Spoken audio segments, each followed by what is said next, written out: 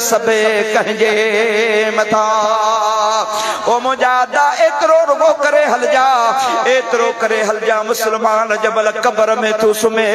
जमल है मिट्टी जा मन तुझे मथो वारे करे तुझा दोस्त अहबाब मुसलमान सबई मोटी करे हलिया वनल आमिना जो लाल सल्लल्लाहु अलैहि वसल्लम फरमाइंदा पया जमल कांदी मैयत के पूरे मोहब्बत करींदा हन तमल उन जुती जा खड़का बि बुधंदो आ मैयत त मुंजा अपाणा मुखे छडियूं था वनन पया सरकार फरमाइंदा पया उन टाइम ते हुन जे मथों मुंजा दोस्त अजीज मुसलमान भार बमलाइक ईंदा हन सवाल जवाब करण जे लाइ जमल पहुचंदा हन त ज़मीन खे चीरियूं ईंदा हन ॻाल्हाईंदा हन त उन्हनि जे वात मां बाह निकिरंदी आ अखियूं हुननि जे टांडनि मुंजा दा टांडा जेके बाह जा भरंदा हन ईअं अखियूं मुंजा दा बाह वांगुरु टमकंदियूं हन हुननि जे हथ में दोज़ख जा मुतरका हूंदा हन पाने खे उथारे विहारींदा हन पाने जी इहा क़ब्र अहिड़ी मुंजा पहिरीं जेका मंज़िल तमामु ॾुखे में ॾुखी मंज़िल आ असां अहले सुन्नत व जमात वारा इन जे करे असीं जमल वेंदा आहियूं तमल उन क़ब्रस्तान में क़ब्र जे मथों बि बांग चवंदा आहियूं छो त मुस्लमान जी आदत हूंदी आहे त बांग ॿुधण खां पोइ चवंदो आहे ला इलाहा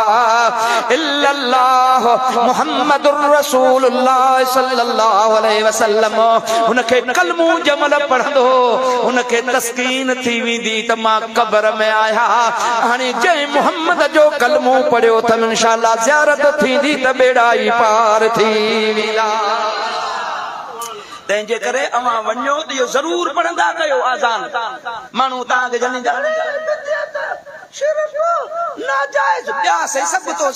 सुन्नत मुताबिक़ कम कया नबी करीम बेजारे में चढ़ियो तूं छो तो चढ़ी नबी करीम लाउड में तकीर कई तूं छो तो करी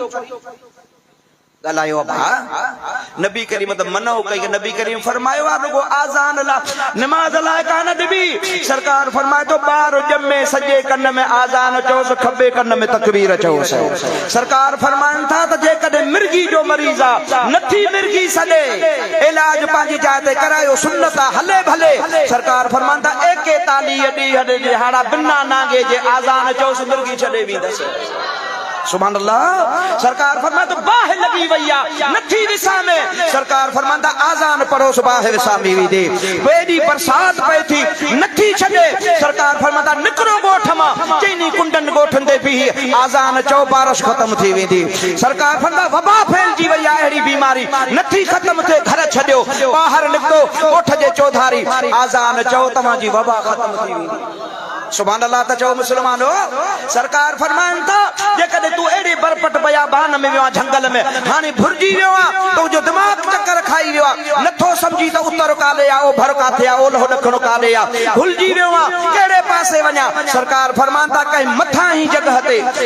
ही जगह ते बीही आज़ान चओ आज़ान खत्म थींदी खुदा ताला जी ज़ात बाबरकात हिकड़े फरिश्ते खे इंसानी सूरत में मोकले तोॾे मोकलींदो जेको तोखे बाह खां वठी दग लगाए छॾी तो हे रस्तो ते हलियो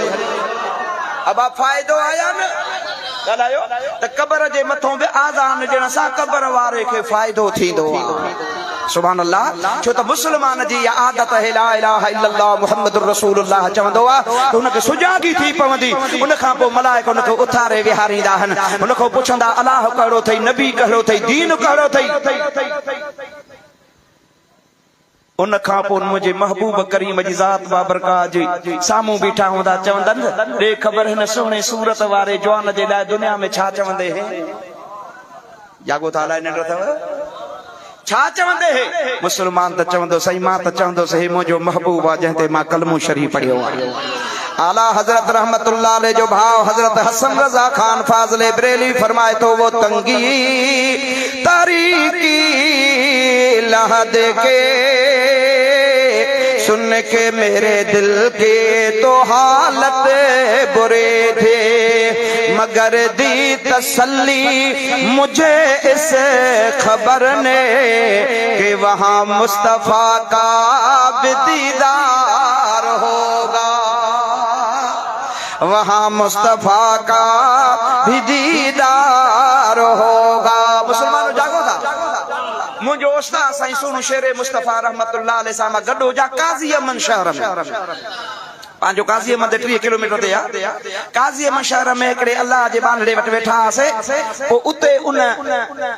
मौली साहब आलम सगोरो आहे उन अर्ज़ कयो साईं खे ॿुधाई कि भला मुंहिंजे बाबे साईं वटि हिकिड़ो फ़क़ीर ईंदो हो पर ॻाईंदो हो जागो था तंबूरो हुनजे हथ में हूंदो हो चपड़ी हूंदी हुअसि ॻाईंदो वतंदो हो पर बाबे वटि जंहिं महिल ईंदो हो जागो था त उहो तंबूरो यकतारो चपड़ी ॿाहिरि छॾे बाबे जी मुंहिंजे बाबे साईं वटि ईअं गोॾा भञी अची वेही रहंदो पोइ बाबो साईं हुनखे चवंदो फ़क़ीर हो कलाम त मूंखे ॿुधाए कि पोइ बाबे साईं खे कलाम ॿुधाईंदो उहो थल तव्हां हुन ॿुधायो उहो मूंखे अॼु बि यादि अची वियो आहे तव्हांखे बि ॿुधायां थो सुभाणे अल्लाह चओ त ॿुधायो इन सुभाणे अल्लाह ते कोन ॿुधाईंदो यार मुस्लमान कुझु त सवाबु कमाए वञो ॾाढा चओ सुभाणे अल्लाह कहिड़ो ॿुधाईंदो हो चवंदो हो कलाम इहो ॿुधाईंदो हो त जॾहिं कुर्सी